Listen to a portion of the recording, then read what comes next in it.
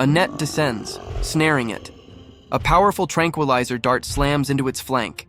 Its cries echo through the industrial yard, piercing and desperate. Then, through the chaos, a thunderous roar. Spike, the colossal Stegosaurus, sees its young in peril. It charges. A magnificent, terrifying display of parental fury.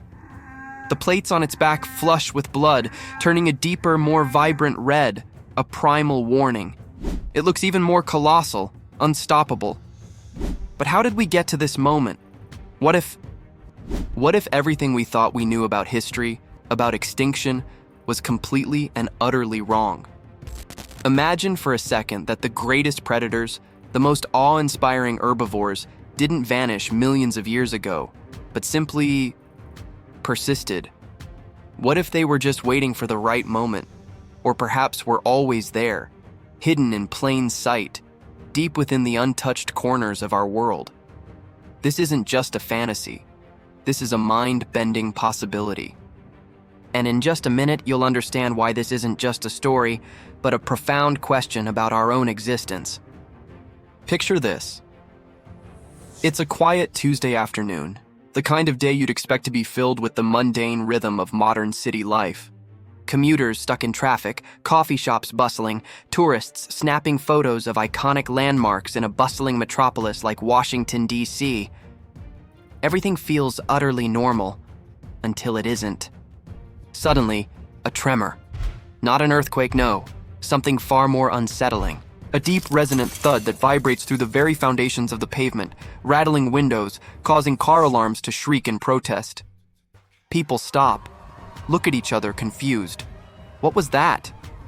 Then a collective gasp. A shadow, not of a cloud, but something far more solid, falls over a busy street near the National Mall. Heads turn, slowly, disbelievingly, towards the tree-lined avenues of Rock Creek Park. And there, emerging from the dense foliage, tearing through ancient oaks as if they were twigs, is a creature of legend. A Stegosaurus. Massive, its back covered in a magnificent, terrifying array of diamond-shaped plates, each one the size of a surfboard, some of them subtly shifting in color as it moves, like living armor. Its tail, thick as a tree trunk, swings slowly, deliberately, tipped with 4 menacing spikes known as thagomizers, each one capable of impaling an SUV.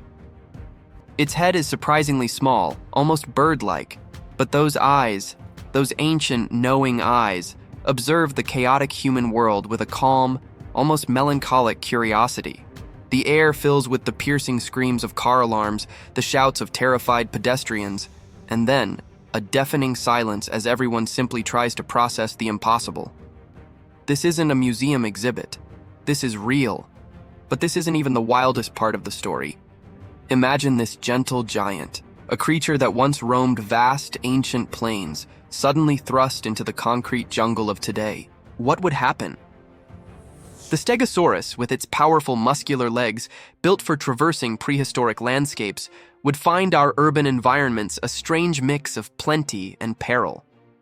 Its primary diet is plants, vast quantities of them. In a city, that means parks, gardens, and even those beautifully manicured hedges lining Embassy Rows. Think about it.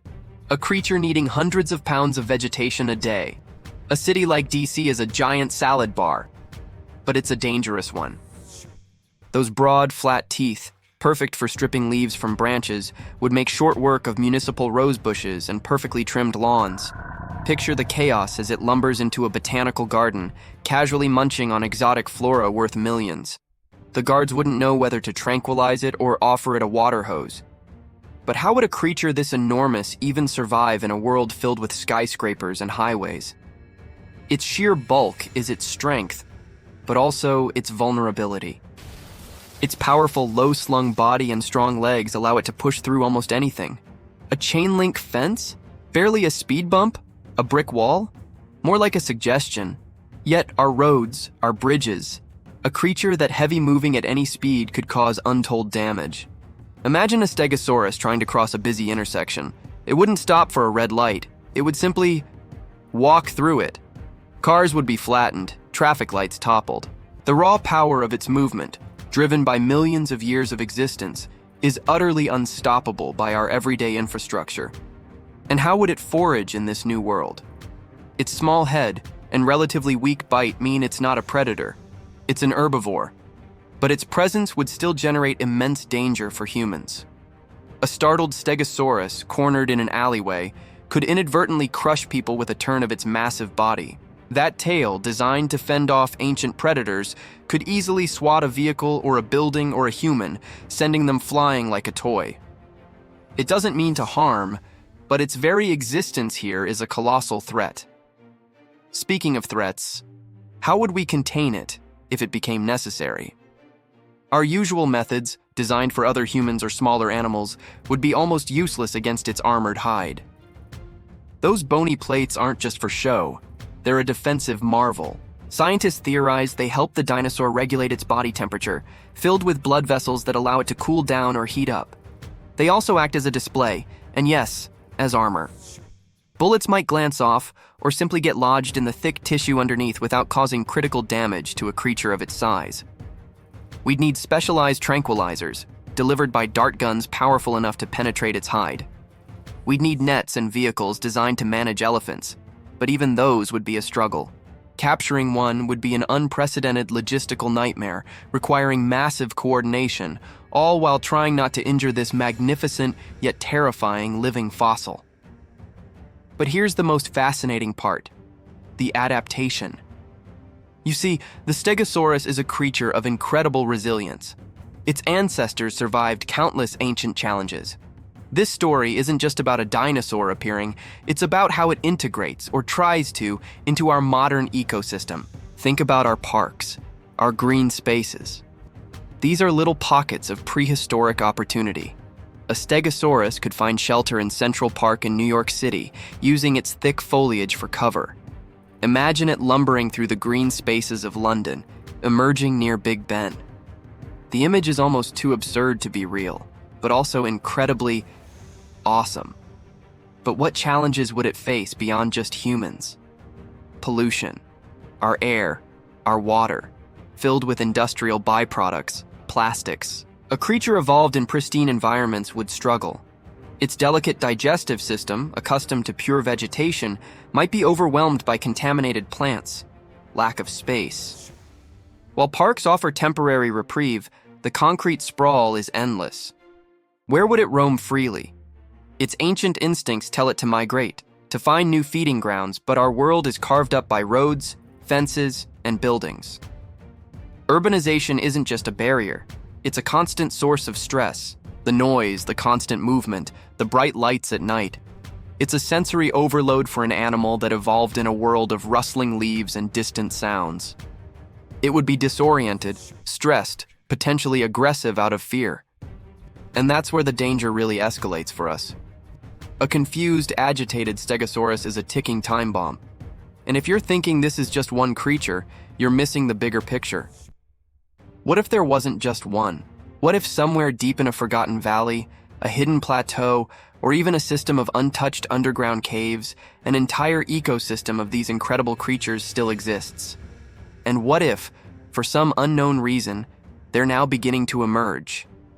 This is where our story truly begins to unfold. Meet Dr. Eris Thorne, a paleontologist whose theories about hidden dinosaur populations were ridiculed for years, suddenly facing undeniable proof in a news report. And Sergeant Lena Khan, a hardened park ranger who always believed there were deeper mysteries in the wilderness she protected. They are brought together by an event that defies logic, facing a crisis that demands immediate action, but also calls for a profound understanding. Their first mission: contain the Stegosaurus that burst onto the D.C. scene. It's an impossible task. The creature, designated Spike by the terrified but fascinated public, has vanished into the maze-like urban forest of Rock Creek Park. Imagine the scene. A tense, hushed search. Teams moving through the dense undergrowth, flashlights cutting through the twilight. The air is thick with anticipation. Suddenly, a radio crackles. A breathless voice reports a sighting near the National Zoo. Panic erupts, not just for Spike, but for the zoo animals. But this is not the best part. The search continues through the night. Hours pass, filled with false alarms and dead ends. Then, a security camera feed from a deserted industrial complex near the Potomac River catches something incredible. Spike isn't alone. Another, slightly smaller Stegosaurus, a juvenile, emerges from the shadows, nuzzling against the adult. A family. Here, in the middle of an American city. This changes everything. The goal shifts from simple containment to conservation. Thorn, Khan, and their makeshift team realize they aren't just dealing with an anomaly, they're dealing with a re-emerging species. They need to protect them, study them, and understand how they survived all this time. The world needs to know, but the world isn't ready. And in just a moment, you'll understand why the very presence of these creatures becomes a dangerous prize for those who care less about wonder and more about profit. Enter a shadowy organization, Biogenetics Unlimited, led by a ruthless CEO, a man named Sterling Vance. Vance sees not a miracle of nature, but a biological goldmine. Imagine the pharmaceutical applications, the military potential, a creature with natural armor, immense strength, a defensive tail. He envisions a future where dinosaurs are not just revived, but exploited. His goal, capture the Stegosaurus family, live, intact, and he doesn't care about the collateral damage. The team, now operating under a veil of intense secrecy, works to track Spike and its juvenile through the sprawling urban landscape. They discover how these creatures adapt. They use forgotten storm drains as tunnels, abandoned construction sites as makeshift nests, and even large, overgrown areas along railway lines as migratory paths. They've become urban survivalists, masters of the concrete jungle. One harrowing night, the team corners the Stegosaurus family in a disused railway yard on the outskirts of Baltimore. The air is thick with the smell of old oil and damp concrete. Freight cars stand like silent giants. This is where biogenetics makes its move. Heavy-duty trucks, unmarked, with specialized nets and high-tech tranquilizer rifles, descend on the yard. Vance's mercenaries are brutal, efficient. They don't care about preserving the animal's well-being, only about getting them into their containers. The Stegosaurus family, startled, reacts with raw, primal instinct. Spike roars, a deep guttural sound that shakes the very ground. Its tail swings, connecting with a metal shipping container, crumpling it like paper. One of Vance's trucks gets a direct hit, its sides staved in, wheels spinning uselessly. Dr. Thorne and Sergeant Khan, along with their small, dedicated team, are caught in the crossfire. They are outgunned, outmaneuvered, but they have something the mercenaries don't: a deep, profound respect for these creatures. The scene descends into chaos. Flashing lights, the thud of tranquilizer darts, the thunderous footsteps of the Stegosaurus trying to protect its young. Thorne, dodging a swinging tail, realizes the creatures are trying to reach a breach in the outer fence, a narrow escape route leading to a dense patch of forest. Khan, meanwhile, engages the mercenaries, using her knowledge of the terrain and her training to create diversions, disabling their vehicles and cutting off their retreat. She knows this isn't just about the dinosaurs anymore. It's about humanity's future, about what we choose to protect or destroy. But the young Stegosaurus is caught. A net descends, trapping it, and a powerful tranquilizer hits its flank. Its cries echo across the yard, piercing and desperate. Spike, seeing its offspring in danger, charges. It's a magnificent, terrifying display of parental fury. The plates on its back flush with blood, turning a deeper, more vibrant red, a natural warning signal, making it look even more colossal. Thorne, risking everything, uses a powerful spotlight to blind Vance's men, giving Khan the precious seconds she needs to cut the power to the massive electromagnet pulling the net. The young Stegosaurus crashes to the ground, momentarily free. Spike, in a final, desperate burst of energy, pushes through the fence, creating a wider gap. The young one, groggy but driven by instinct, stumbles through. Spike follows, leaving a trail of destruction and broken machinery in its wake, disappearing into the cover of the pre-dawn forest. Vance, furious, watches his prize disappear. He knows this isn't over, but for Thorne and Khan, it's a victory, however small. They saved them, for now. What would you do if you encountered one of these majestic creatures in your city? Do you think you would survive an encounter with this monster? Comment below. In the aftermath, the world slowly begins to grasp the truth. The emergence of the Stegosaurus family can no longer be contained. The story breaks, spreading like wildfire across every news channel, every social media feed. The public reacts with a mix of fear, wonder, and profound debate. After intense negotiations and global collaboration, a protected sanctuary is established, a vast, undeveloped area carefully chosen for its rich vegetation and natural barriers. The Stegosaurus family, after being safely tranquilized and transported, is released into their new home. It's a moment of unparalleled beauty, seeing them lumbering through pristine wilderness, reclaiming their place on Earth. Thorn and Khan become leading figures in this new age of coexistence, advocating for understanding over exploitation. But this is just the beginning. Satellite images from remote, unexplored regions begin to reveal strange, unexplained patterns. Unconfirmed sightings trickle in from around the globe. The Stegosaurus was not an isolated incident. There are others, many others. The world has truly changed. The rule about extinction has been rewritten, and in its place, a new era of biological wonder and terrifying possibilities has begun. The dinosaurs are back, and they're here to stay.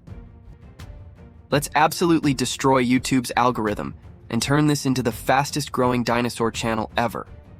Flood the comments with the word dinosaur, go insane with it.